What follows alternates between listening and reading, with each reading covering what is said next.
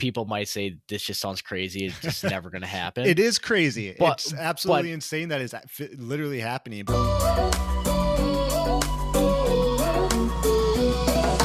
Hello and welcome to the Neighborhood Money Podcast, a video podcast here to help you grow your financial knowledge and build a life you deserve. This week in the neighborhood, we are going to be talking all about cryptocurrencies, NFTs, yeah, and the Metaverse. Drew, really fired up for this episode. What about you? What are you feeling? I'm fired up. It's definitely a different episode for us. It's been a lot of personal finance and interviews as of late. And I think crypto is just kind of a hot topic right now. And not that I'm any expert on it, but I'm hoping that we can maybe talk about some applications for crypto and the blockchain. And some people that might not know anything about it might get their mind moving and thinking about it and actually seeing the real applications for the blockchain. Crypto, the blockchain, NFTs, Metaverse, all of that stuff. It's crazy right now. I mean, right? We're kind of at Yep. like the forefront of that frontier where it's starting to get more adopted, a more widespread adoption, but we're still not to the point yet where the average person actually uses these type of technologies. So it's a Yeah. super exciting frontier, but I still think it's going to be a whole lot of fun to dive deep into what crypto is, what NFTs are, what the metaverse could be, and then some of our hmm thoughts around what that might look like in the future, and potentially some investing opportunities that might come up due to it. I would say to start off here, just the word crypto might seem overwhelming to some listeners because they just haven't dove into it at all. But really, this is almost the internet of now. And I think that's what they were calling it, like the Right. Web 3. Hmm. And, when the internet was coming out, people were thinking, oh, this is just a fad. This is nothing I'll ever end up using. It'll be going away. We're going to always shop in stores. We're going to do everything in person. Hmm. And it's internet is now just second nature to everybody. It's on their Absolutely. Yep. phone, it's at their fingertips. You have our grandparents commenting on our pictures on social media. Right. And Right. who would have thought that initially? And that's kind of how this Web3 crypto blockchain is kind of feeling for me, where people are thinking it's a fad. But as we get into this episode, I mean, people will be using this as easy as the internet without even realizing it. So, Drew, why don't we start there? Why don't we start with actually defining what cryptocurrency is? So, if you go out to Google and actually look up what cryptocurrency, the definition around cryptocurrency, it'll tell you that it's a Mhm. digital currency in which transactions are verified and records maintained by a decentralized system using cryptography rather than by a centralized authority. And I think, Drew, in that definition, Yep. the big key word is a decentralized system. Decentralized is the biggest part with any of these cryptos, blockchains, is there's a lot more security, and it's always finding a way to take out, let's say, like a middleman. And I Right. think that's going to be important for, I think, just, being a personal finance podcast, you're going to have more dollars in your pocket because these fees for maybe what you're paying at a credit card can be much cheaper with crypto and the blockchain. So when we say decentralized, that if you think of how the United States economy is built, we're around the United States dollar, right? And that's ran Mhm. by the central banks. Well, in this crypto world, a decentralized system means that there's no governing body, there's no single nation that actually owns this system, this currency that exists. And I think that's what's really Yeah. fascinating, very interesting to a lot of people is that because it's decentralized, you don't Mhm. have any specific or individual nations. Again, take United States, for example. Yeah. There's no one out there that can actually manipulate the money. And what I mean by manipulate, right, is United States, the Federal Reserve can print money out of thin Yep. air and just put it into the economy. Well, in this new type of decentralized system, that's not as easy, if impossible, depending on the type of cryptocurrency that you're looking at. Yeah, there's that cap. So when there's always this printing of money with the Fed, there's not that with these cryptos. Hmm. There can be what they might call a burn, and they're taking more of these coins or tokens out of the circulation, Yep. which is obviously going to increase the value, but you're never going to be adding, I guess I won't say never because I don't know crypto 100%, but It all depends on the coin, right? Some of the coins and tokens you can add and there's no limit, but then there's other coins and other tokens that have a yep. finite amount that will ever exist. And part of their contracts and their coding that they have actually, in their digital platforms, Right, which right. is a little confusing, but I think in a couple of years everybody's going to have a little bit of an understanding of it. So we've kind of looked at, the decentralized part of it. There's no governing state that actually owns cryptocurrency yet, right? This is all pre basically regulatory environment, but that's the current state of it. Now, what does that cryptocurrency actually do for you? Well, right now it acts as a store of value. You can think of it as very similar to the US dollar. It's a way to store value, Mhm. it's a way to have transactions, and the way that it works. And I think this is where people get very confused, rightfully so, because it's such new technology, is that it operates on what they call a blockchain. And what a blockchain ultimately is you can think of it as, Drew, those old school ledgers where you've got this big sheet of Mhm. paper and then you've got line Yep. items where you have like date, transaction, amount, etc. And it's just like documentation of the different transactions that you have for a business. Well, that's Yep. exactly what the blockchain is just digitized. So every Yep. single time you make a transaction with a cryptocurrency, that specific transaction is then documented on the blockchain or the digital ledger. And what's really neat about cryptocurrency is that that ledger is actually public knowledge. So anyone can go out and see what transactions happened at what time, what accounts went to, paid what accounts, and then Yep. all of that stuff is verified by the blockchain and the system that exists with it around it. Yeah, you can it's that, everything being public is actually pretty crazy. I mean, you'll have these random wallet numbers, you can't necessarily see who it goes back to, but you can see this wallet has X amount of this coin, which I think is pretty crazy. And when I think about the blockchain, I don't know why I always kind of visualize it this way. But do you remember kind of like those little streamers you would make in elementary school? They'd be Oh yeah, like yeah, they'd be like, round thing you staple and you staple the next one, you yep, staple, and then they'd yep, be hanging. uh-huh, I always like to visualize it like that, where every piece that you're gonna staple together, it could be like all your information. Say Andrew Nori made this ribbon on this certain time, right. and I was the original person to start making this chain. And then the next person that wanted to start the chain could write all their stuff and then staple it on. And then it just kind of goes back. So if you're 20 ribbons down, you can always go back and see who's the one that started it. You can always kind of open up that little chain or that block and say, oh, this whole thing is filled up with information. It can have no more information on it. It got locked up and it got passed on to the next block. It's pretty fascinating. I think that's a really good analogy. The chain representing that ledger, that digital documentation of every single transaction that goes on. I think to, Yep. extend that a little bit further, you hear a lot in the crypto world around mining. Well, what mining actually is, there's two things. So mining is one, it is a way for computers to authenticate all of these different transactions to make sure that they're legit. And it's also a way for miners to actually pull down the different cryptocurrencies that exist. Because you got to, at the end of the day, cryptocurrencies, all it is it's a mathematical algorithm that basically allows you to have this digital ledger and have these tokens available to have transactions. The mining part actually for me is a little bit over my head. I always try to make researching it and looking at it.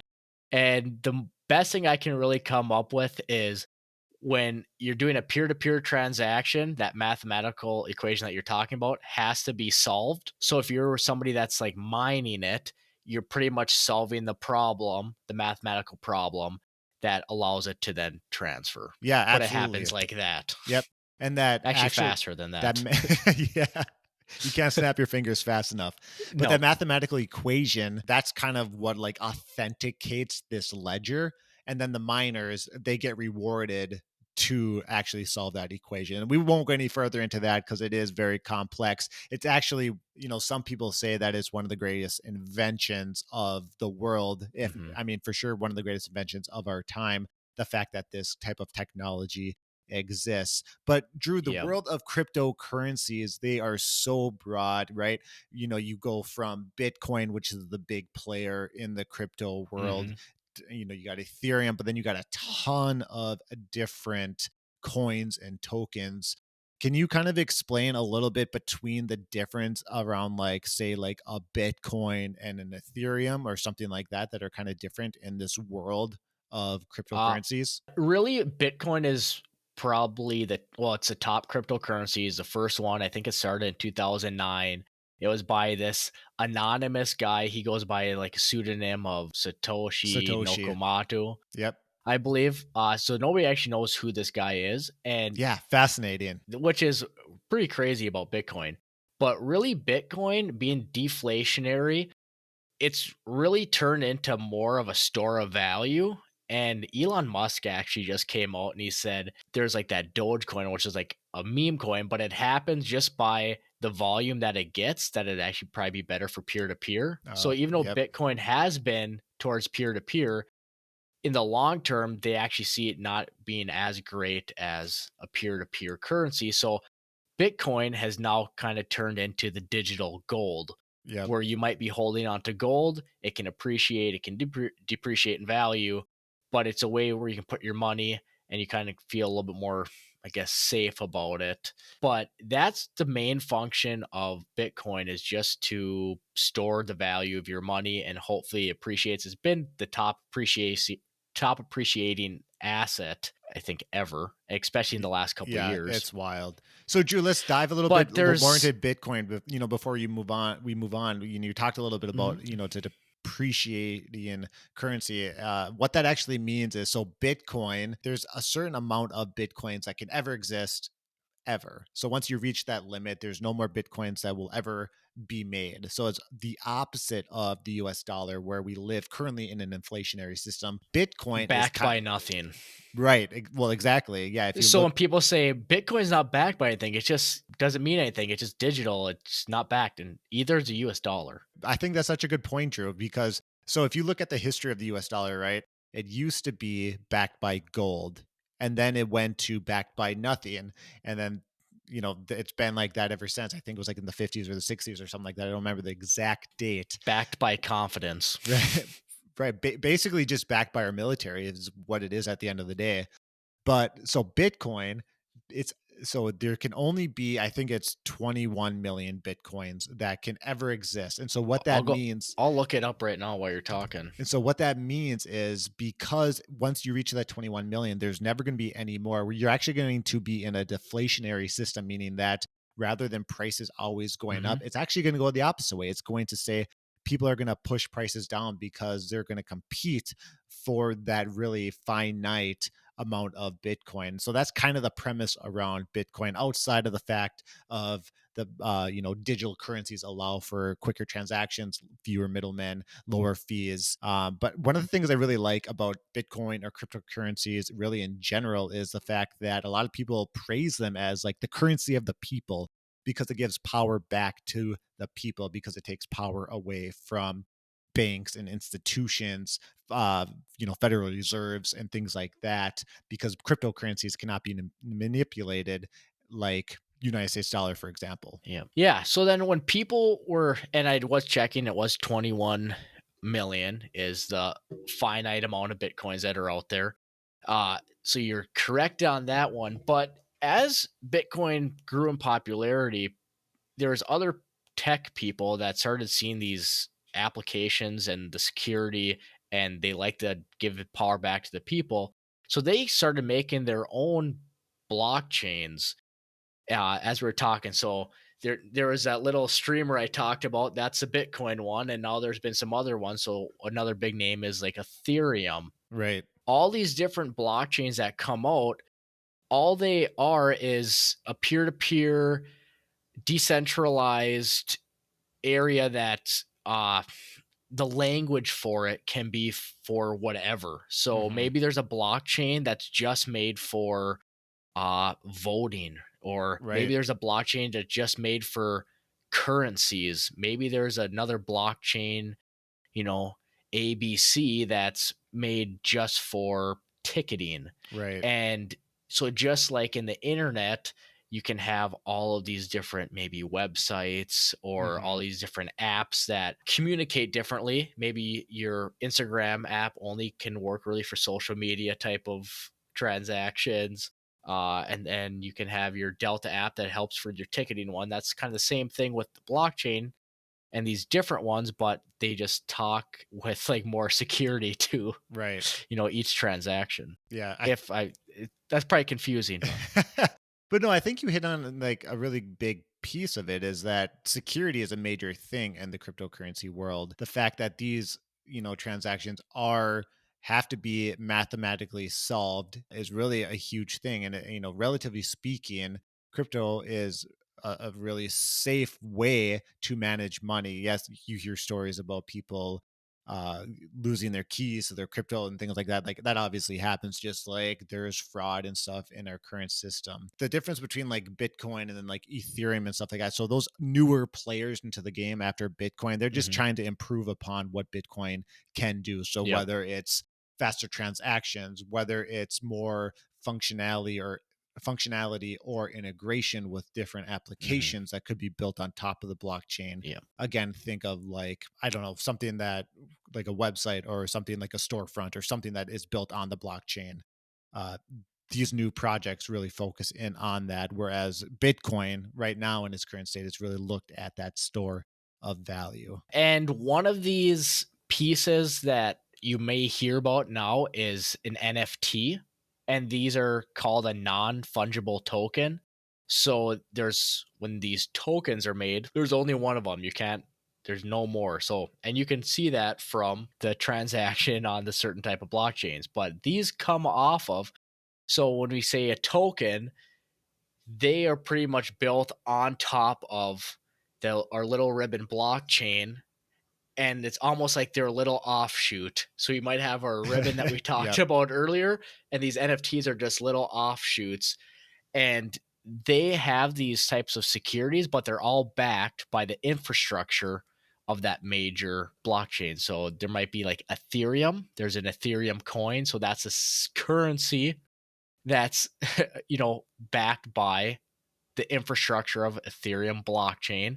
But then there might be NFTs, a non fungible token, that's an offshoot of that infrastructure. So it's making a little piece off of that, saying, I don't want to necessarily build the whole infrastructure of the blockchain, but I still want to be able to use that security. So I can just make a little piece off here. It's a lot less time, but still secure. So I think when people hear NFTs, all they think about is, oh, I'm buying a JPEG and spending thousands of dollars. Why would I do that when I can just go and copy and save it onto my desktop, right? That's kind of in the state we are with NFTs. And, that's a very accurate way to think about it if you're not involved in the cryptocurrency, in the blockchain, in the NFT land. But one Yep. way to really look at NFTs is you are actually owning a digital asset. So it's no different than if you were to go to the store and buy something physical. But instead of it being physical, you actually own it. And let me give you an example of what that means. And so right now, artwork is huge in the NFT line. I was just looking up, Drew, while you were talking, and actually the most expensive NFT right now is PAX the Merge, sold for $91.8 million. But so we live in a world right now where artwork is huge in NFT land and flipping and whatnot. But what that does is if you go online and you buy a piece of art or an NFT, you own that piece of art or NFT. Sure, people can save it, people can copy it, but they Yep. can't monetize it in any given way. Whereas if you own that NFT, you can. And so what's really awesome, Yep. right, is that like you can use that in advertising, you can use it in marketing, you could loan it to someone to use it for something. And what's really cool too is the fact that if you Yep.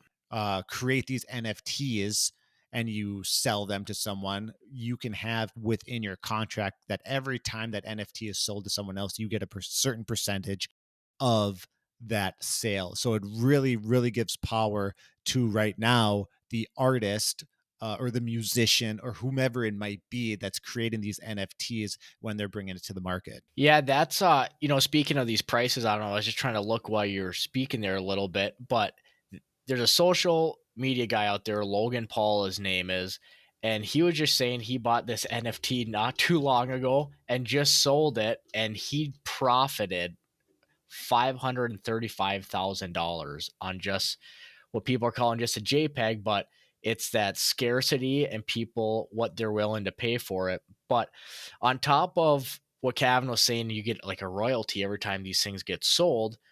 One area that people have talked about this is like Hollywood may be huge into using these in the future, where if there's an iconic scene in one of their movies in Hollywood, you could potentially own that scene and you could either pay for it and just hold it with you, or you could sell it and then every time these get sold, you'd potentially get a percentage of it. And that's kind of how Hollywood could potentially end up making more money, is they sell all these NFTs, just like a little snippet of each one of their movies that could be iconic, and then every time they get sold they make money.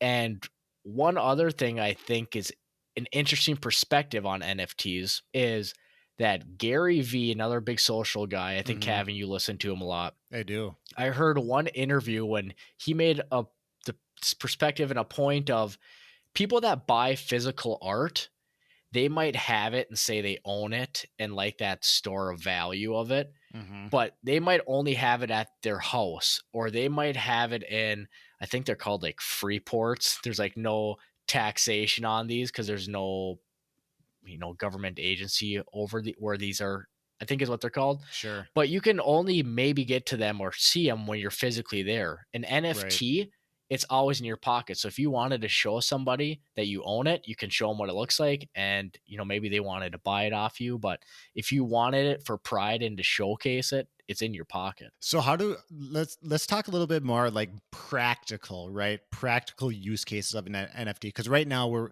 in the current state of NFTs, it's really just that artwork. It's buying and flipping. That's kind of the current state. But there's a couple of things that I think about when I envision NFTs. The first one is for artists. So if you think about like the music industry, right, Drew? Right Hmm. now, if you're a musician and you want to make music at a large scale, you're more than likely working with a label. Well, in Yep. NFT world, you actually could make your song an Yep. NFT, and then you would actually go straight from your recording to the end consumer rather than going through a Yep. label, and you would have these end consumers actually funding your music. So it gives a lot of power back to the creator, and that's what I absolutely love about NFTs. Another use case, Drew, here is again, so I'm glad you brought up Gary Vee, because I was going to do it. His NFT V Friends is really the first that I'm aware of, the first NFT that does something like this. So his V Friends basically are his doodling, right? He doodled, he made an NFT, a digital version of the doodle, and then sold those. But what's really, really cool is not just the artwork. If you bought his NFT, you then got granted access to 3 years worth of his concerts. You also got access to future drops, whether it was NFTs or a book or whatever it might be. So there's just so many use cases for NFTs rather than just artwork, and you can kind of see where this is going, right? Like the future is you could buy an NFT and that's going to get you access to a concert, that's going to get you access to a football game. And again, Drew, what's really cool is because when you buy an NFT, it's going to go on your wallet, right? Your digital wallet. So if you say you go to a Super Bowl next, 5 years from now, and then all of a sudden it's 20, 30 years down the line, and you're talking to your Yep. grandkids, you're like, hey, I went to this Super Bowl. Here's my NFT for my proof, Yep. right? I I think those ticketing ones are really, really awesome. And talking about taking out the middleman, just some other applications for this is, say you bought a title, or you bought a car or your house and you have a title and you have to go through like a title company. With the blockchain, that title's already verified from the previous owners. So if they wanted to sell you their car, or if the let's say the dealership wanted to sell you the car, they can just transfer you that title right then and there. There's like really no cost for it. There maybe be some transactional fees, but those are fractions of a penny. So instead of like hundreds of dollars or maybe thousands in some random cases, it goes from that to pennies or fractions of pennies, and it takes matter of seconds compared to maybe weeks Yeah, or absolutely. months. Yeah, and the possibilities are really endless when it comes to NFTs. And I think that kind of gets us into, our last little topic here around just the metaverse in general. And I know metaverse for me is something I get super excited about. I know I've talked a little bit on this podcast that I was a video gamer growing up. I still enjoy them Mhm. from time to time. But if any of you guys listening have seen Ready Player One, that's kind of the vision of the metaverse. So if you Yeah, by haven't, Spielberg. if you haven't seen that, it's basically everyone in that world lives inside virtual reality glasses. And so they they wake up and then they go into this virtual reality and then they exist in there. They work in there, they play in there, etc. And you can kind of do and be You whoever can you buy want. things with their cryptocurrencies Right. in there. So where I'm going with this is just kind of putting that into context, like of that movie. If you've seen it, to give you a better sense, but if you haven't, the metaverse essentially is taking our physical reality and putting it into a digital world, but not just putting it into the digital world, really having that cross reference between a digital and physical through a technology called alternate reality. It's a really cool next step in NFTs, blockchain, and cryptocurrencies really all play into the metaverse. I think something really interesting that or told me the other day for about these metaverse when you're looking into it is you were saying that inside this virtual reality, and people might say this just sounds crazy, it's just never going to happen. It is crazy. But It's but absolutely insane that is literally happening, but it is absolutely yeah, so cool. you're right, it is insane. And then when you're saying inside Yeah, of these virtual reality platforms, you have so much space. right, So you can buy virtual land for real dollars and say, this might be the next Times Square, or right, this might be the next, what's that place in Nashville? The Grand Old Opry. right, So you might have that real estate, and then you would be able to set up your perimeter around that and saying, for you to get into this area, you're going to have to pay certain dollars. So not only can you buy land, but then you can somehow make money off of that. That's actually going to go into your real life physical right, pocket, which is crazy. And, I've actually heard two sides of that. Like, one, it's pretty cool. You can make money. And the other side is they there's people that believe the virtual world shouldn't have places like that, that you shouldn't be able to buy land, because what people worry about in the world now is there's the wealthy class, the middle class, the poor, the top 1%, and there's all that divide, and they want to be in the virtual reality, that it's just a start over and everybody's kind of on the same playing field. But so it's kind of interesting the take on it, where one time you want everybody to be on the same level and you can do whatever you want, go wherever you want to do, because it's kind of an escape. And the other side is there's a lot of business potential and entrepreneurial potential. And this might be some of the biggest revenue streams with really not too much overhead. right. So if we simplify the metaverse, it basically, at the end of the day, it is a place that people will be able to go to and communicate with each other and interact with each other in a digital world. And Drew, I'm glad you brought up the whole real estate digital land, because you might think of, like, at the end of the day, like, okay, there's real estate in a digital context. Well, why does that matter? You can always create more digital real estate, right? Well, that's actually not the case, because, well, sure, yes, you can make more blockchains and thus have more real estate. When you think of, like, Times Square, or you think of really any specific place Iconic. that's iconic, you want to go there. It's going to be the same thing in the metaverse. And so, Drew, like you were saying, like, the Times Square of the metaverse is going to be the place to be. And that's kind of how the metaverse is going to operate. One facet of it, it's pretty endless the possibilities. But Drew, I was just looking up exactly what is a virtual plot, what's the most expensive one that has been bought, and right now today it's $4.3 million for a virtual plot of land. But kind of just think of it like, play this out Yeah. with me. You'll be able to put on glasses. You'll be able to go to wherever it might be and interact with whomever might be there. So if we look at what are some actual use cases of this? Well, rather than you going to, so here in Minnesota, you going to like the XL Energy Center for a concert, or going to Las Vegas for a concert and paying, gosh, I don't know, a couple grand if you're going to Vegas, depending on travel and hotels and fees to actually get in the venue and all that, drinks, food, blah, blah, blah. Well, now in the metaverse, you might be able to pay $100 and get to see, whomever it might be live Yeah. in the metaverse. The entertainment side aside, or like, Right. thinking outside of that, right now, a lot of people are working from home. And one of these big applications now is when you're going in to the office or you're going into a conference call, it could be potentially on these goggles. There's going to be a virtual boardroom, and then you can actually be sitting across the table from people interacting.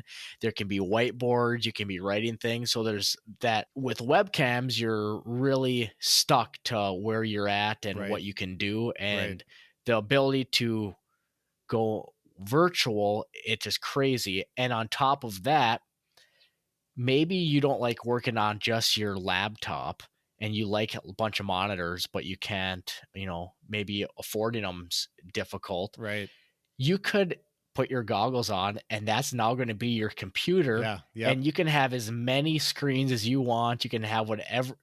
You could be your office could be virtually Right. anywhere you want it to be. So it could be right on the beach somewhere, and they're getting to the point, or they want to, that you can feel things in these metal with the suits on. You Right. can be feeling, you hear it so clear that you actually think you're there, and it Right. just, the possibilities are really endless on it. It's pretty crazy. I mean, it sounds so far fetched, but we're probably like 5 to 10 years out from not Really, this really good fully being, stuff. like 100% like the way we live, but It's going to for be like doing the a lot of this kind of Matrix. stuff. Yeah, I think another example, Drew, not to You're not like, even going to know that there's reality. right. Like, Right, right. So another cool example, I mean, I'm sure we could talk about this for a long time, but another cool example I yep, just wanted to throw out there is what, I talked a little bit about AR, alternate reality, where,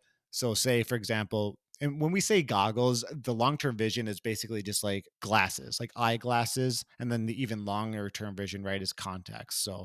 But so if, like, say, Drew, I went on a cruise, went on a Disney cruise or whatever it might be, and I put on my glasses, that scans the room, that can upload all of that information into the metaverse.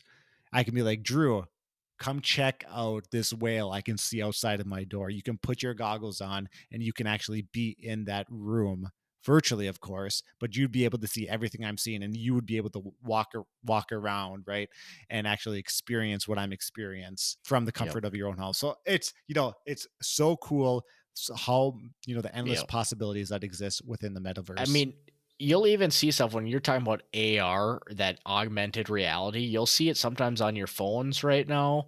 And the applications even there are pretty cool, and you can see that will end up seeing that even in like the trades, I believe, like with construction, or like you'll be able to have like a blueprint of like the house, and when you have these goggles on, you can see stuff behind the walls. Here's wires here, there's all this stuff here.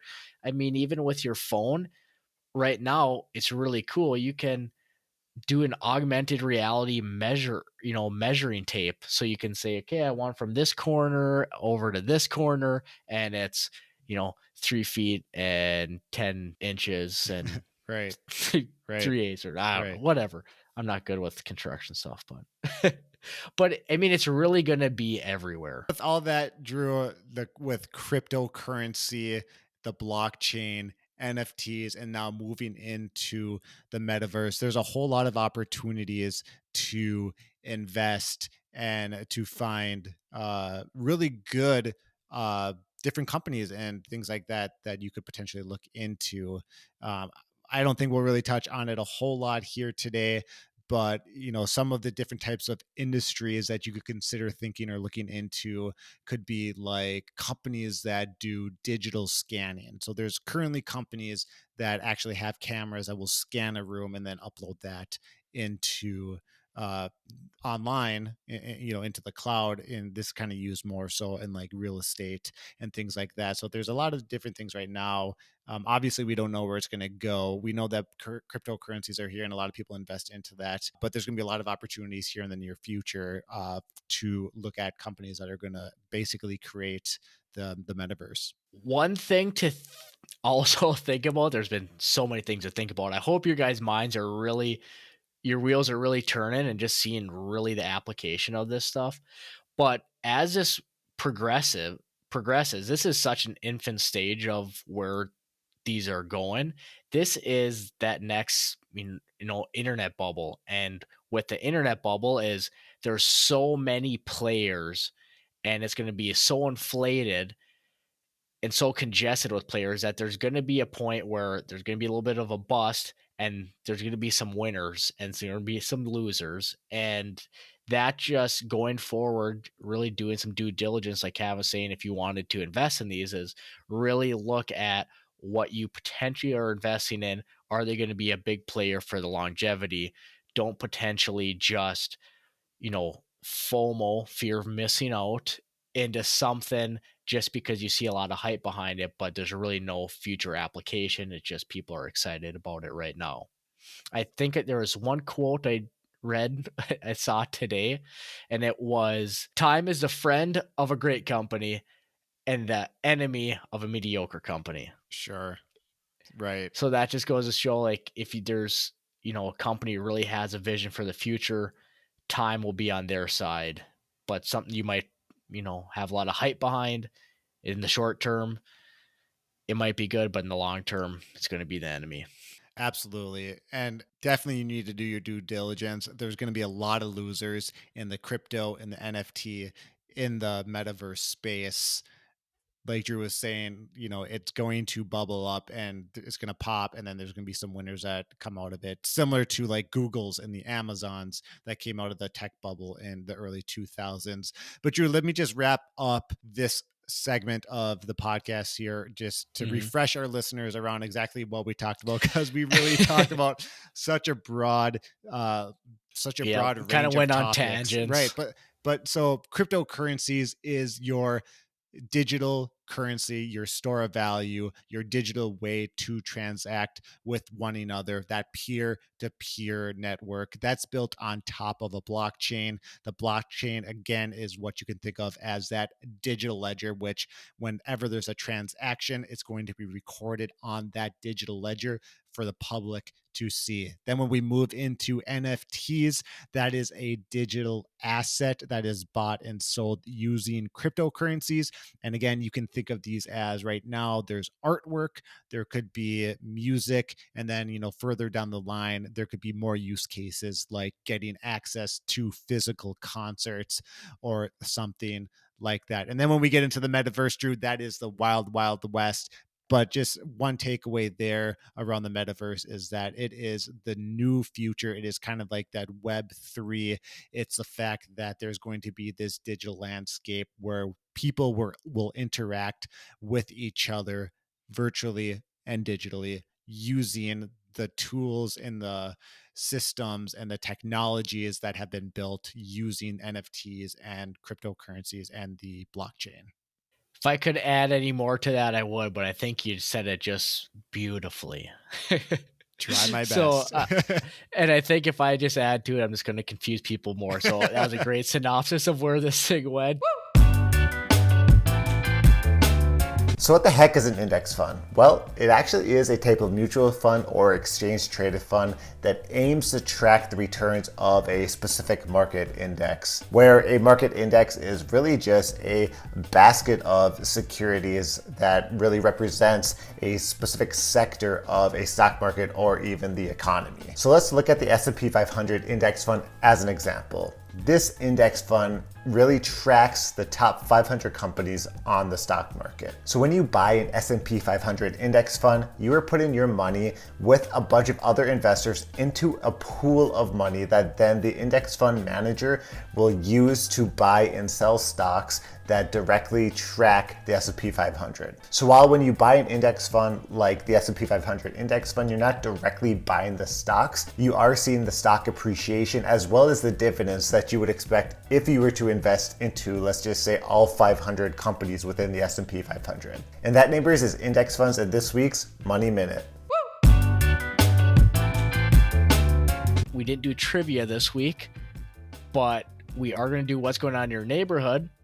And, previously they've kind of been things that happened personally for us, maybe something happy and fun that happened, maybe a little financial topic. Yeah. But this week it's a little bit different. Yeah, tough week.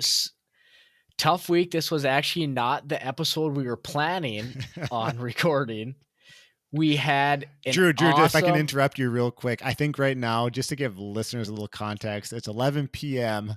on Thursday. So the week before, we always record on a Wednesday at 4, but it's 11 p.m. on Thursday. So we're kind of just pulling this together so that we can make sure we get an episode out on Monday for you guys. And I think this is an entertaining one. If you I've had a ask whole me. lot of fun.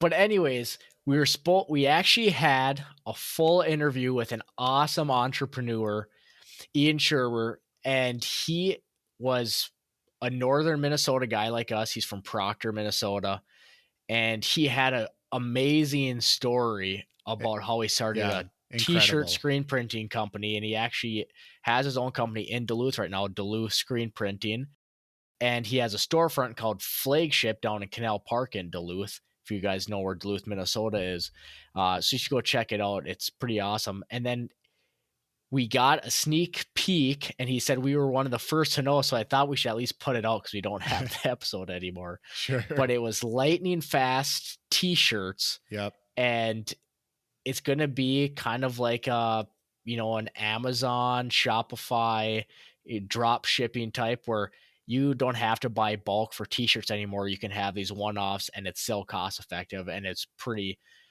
amazing. I really hope we can get Ian back on and really so he can talk about it. It just was kind of demoralizing. Yeah. Is that the right word? That to say the least. Cavan's video recorded, my video recorded or uploaded, I should say. And for some reason, Ian's didn't upload. It's the first time that's ever happened to us with our software. So it was discouraging, but we're trying to find a way around it. We're still troubleshooting. Hopefully, fingers crossed, there's a way of getting that episode back. We're planning that it's not going to. I'd like to. We're probably going to reach out to Ian again. We'd love if you could hop back on, but yeah, just super unfortunate. Like Drew was saying, it's the first time that we've actually experienced any difficulties with the software that we actually use. And I won't name any names, right? Because I still really appreciate and like what we're using. So we don't really know what's going on there. Their customer service has been really helpful in helping us understand actually what was the issue. And, there's still potential that it still exists out there. We just don't have access to it yet. But real tough week in the neighborhood for us. Granted, I still think that this episode hopefully is entertaining for you guys. But we hopefully can get Ian back on because, like Drew was saying, he's got such an amazing story. He started his entrepreneurial journey at 13. Drew, at 13, I didn't even know what work was. So the fact that he was so far ahead of the game and still is, just crushing it out in Duluth with Duluth Screen Printing. So hopefully we can get it back on.